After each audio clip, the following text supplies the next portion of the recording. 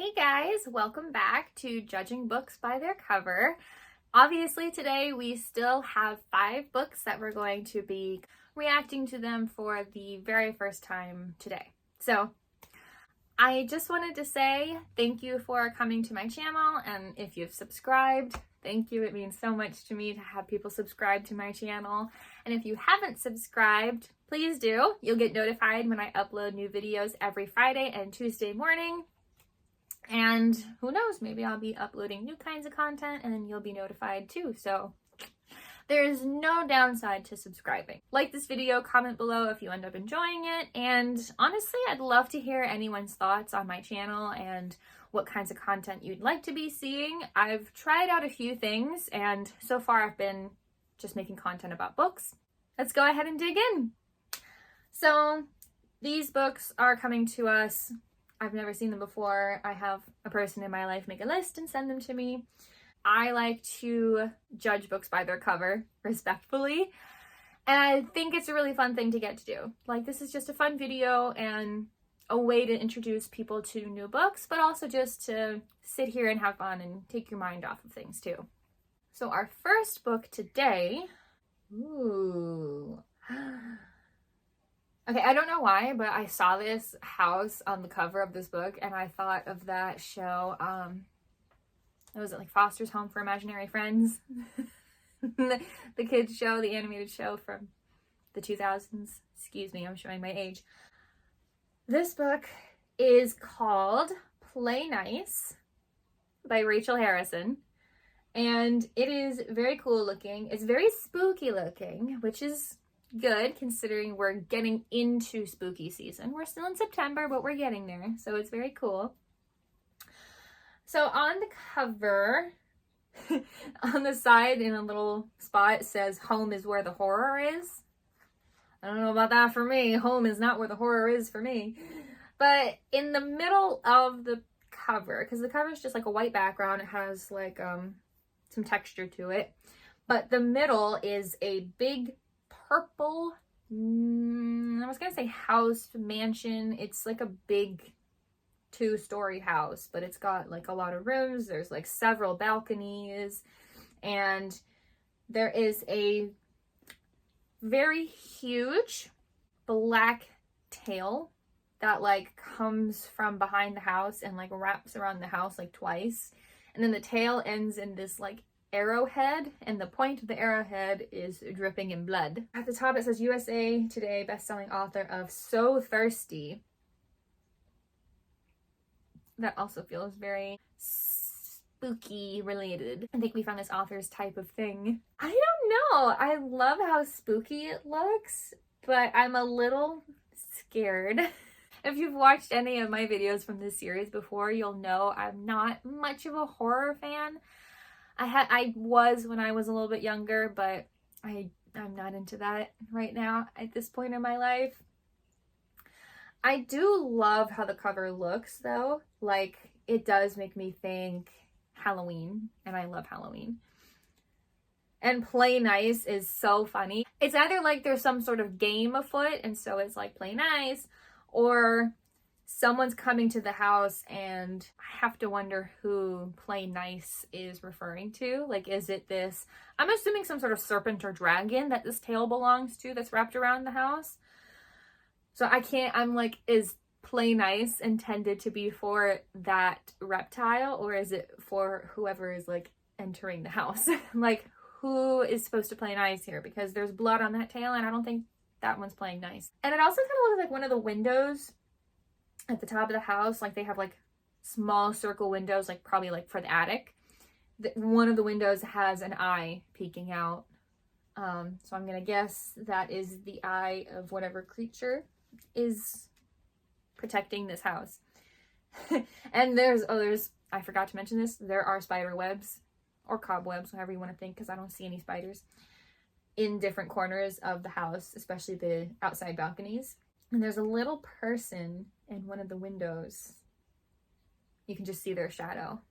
I think for me personally, even though I love Halloween, and even though I love the playful violence on this cover, that's what it's giving, playful violence to me. I don't think it would be the first book I would pick up.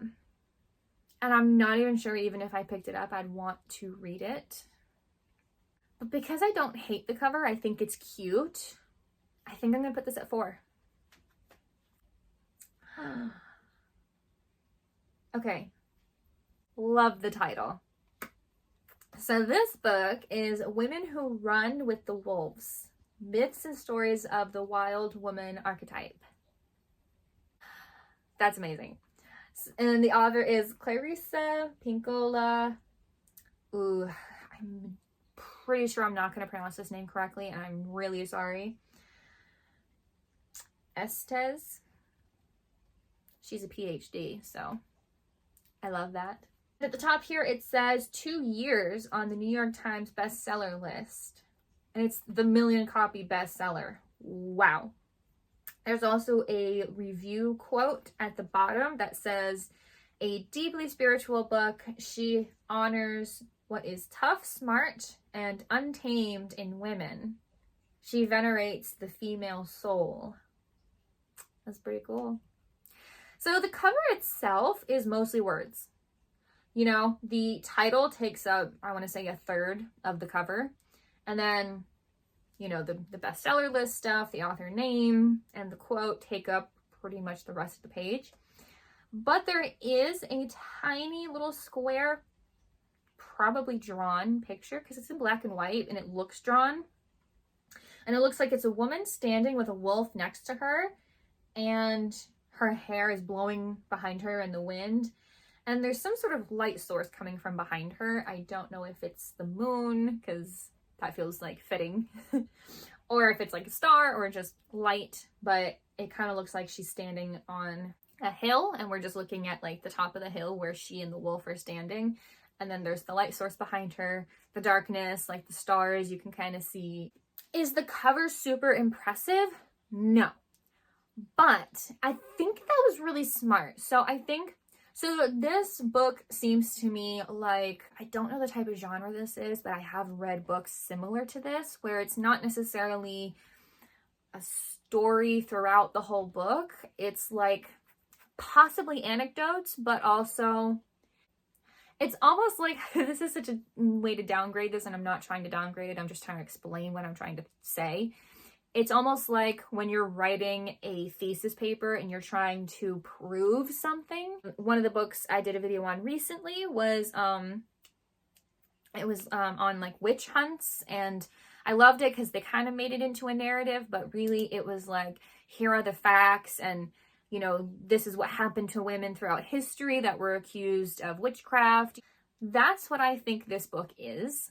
And what I think is really smart about these kinds of books is the title is always going to be what catches people the most, because you're not writing a narrative, so making a cover with cover art doesn't really feel correct, you know? The title is what matters here, because that's what's going to grab your attention for this kind of book. And that's literally what grabbed my attention, because the title, Women Who Run with the Wolves, awesome title, but it takes up 1/3 of the page. And I think that's on purpose, because that's what's supposed to grab you. That's what's supposed to bring you in. And there is a little picture there, but that's not the main thing that you're going to be looking at. I have to admit, I love that. Even though this particular cover doesn't have like fun art to look at or to analyze, it still gives me something like, ooh, I really want to pick this up and read the back of it and possibly even read it. This doesn't feel like my number 1, but I'm very happy putting this at number 2. So those who know me personally will know why I'm giggling looking at this particular book. So we have placed 2 books onto our blind rank for today. So the next book that we're looking at is Fun Home, which those of you who know me, at least in general, know that I'm into musical theater. I studied it in school. Like, that's just what I do. It's another thing I really like and am interested in. Fun Home has been turned into a musical based on this book. It's really funny if you know me personally, because yes, I did do a production of Fun Home, so this is really funny that this is a book on the list this week. The book Fun Home, the author is Alison Bechdel. It's actually not really a book. It's a comic book, which is a book, but it's not just words. It's mostly drawings and some words. I actually did read the book a long time ago, so I actually do know this book. Other than the title and the author's name, this particular cover is completely green, and it kind of looks like in the background it's got like foliage, like there's some sort of lettuces or leaves just in the background, and there's a table in the foreground, and there's a framed picture there with a family. Well, actually, it's one adult, maybe a mother, and 3 children. And that's it. But the photograph and the frame, the whole thing is in black and white, like it's sketched. And on the side, in a very orange font, it says, "A family tragic comic." This is so unfair because I know the story and I know the book, so it is a tragic comic that fits it perfectly. There's also a couple of review quotes. So at the top, there's a review quote from Entertainment Weekly that says, "A splendid autobiography, refreshingly open and generous." And then there's another review quote kind of towards the middle that says, "A masterpiece about 2 people who live in the same house but different worlds, and their mysterious debts to each other." And that's from Time.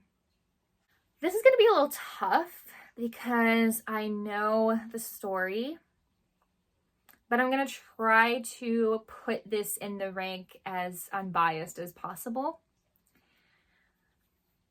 I don't know if this is the first book I would look at. There's something about the specific green that most of the cover is that I just don't love. I don't like this green. I love the color green, but I don't like this green. It's closer to like a teal, and I don't love that color. That's really funny. I'm wearing green. It's a different color. But I do like that the cover itself is so bright. Fun Home, the title, is in a bright yellow. A family tragic comic is in bright orange, and then the whole cover is green, and yet the photograph and the frame are in black and white. I do like that. That does sit well with me. So, since I'm torn, I think it fits pretty well at number 3. So, we have 2, 3, and 4 filled out, and now we just have 1 and 5 to fill out. Oh my god, I've heard of this. I've seen this all over social media. I think it was mostly popular earlier this year and like last year, but I have heard of this. I have seen this cover. That's 2 books so far that I know. That's really funny. This is kind of not my first reaction to this book cover because I have seen it before. Okay, this one is called A Court of Thorns and Roses by Sarah J. I'm going to go, the pronunciation might be Maas because it's 2 A's. Below that, it says number 1 New York Times bestselling author. So the cover is a very, very bright red, but it's not like a blood red. It's a softer, closer to pink red. And the title, A Court of Thorns and Roses, is in yellow, so it stands out very well. And there is an animal on the cover, and the animal is like drawn with squiggles and waves and curls. So it's like a very artistic looking animal. I think it's a wolf. I'm gonna guess that this is a wolf. And there is an arrow in its throat, like it's been shot. So I do think that I would be drawn to this particular book, and I do think I would pick it up. I don't know if I would want to like read the back of it and then buy it because I love animals so much, and seeing them have like, even if it's like a drawing, I'm like, I don't like that there's an arrow. I don't like that. So I might feel a little conflicted about that personally. So here's the thing. As much as I think I would pick this book up first because the cover is so striking, it just doesn't feel like number one for me. And even though I don't want to put it at 5, like that it feels wrong, it just doesn't feel like number one. So I think I'm going to put this at number 5. Don't hate me. If you love this book, if you love this series, I'm sorry. This is just how it worked out today. Oh, it's cute! And I love the title. So this one is called Merry Christmas, You Filthy Animal.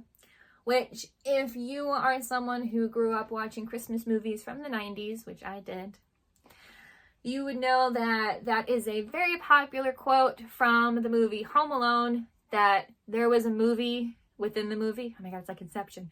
There's a movie within Home Alone that the kid is like watching like during the movie, and it's a fake movie. And he says, the character in the fake movie says, "Merry Christmas, you filthy animal," and like it's a whole thing. So if you're like me and know that movie really well, you'll know why I love this title. But this cover is super cute. It's very festive. Obviously, Merry Christmas, You Filthy Animal. Makes sense that it's a festive cover. There is like pine branches sticking out everywhere from the corners, and there's red ribbon everywhere. Oh, and the author is Megan Quinn, New York Times bestselling author. Behind the title a little bit, so like the title's kind of overlaid and then somewhat behind the title, is a couple. And you can tell they're a couple because of how they're positioned. It's a man and a woman, and the woman is facing the cover, like the audience, like, you know.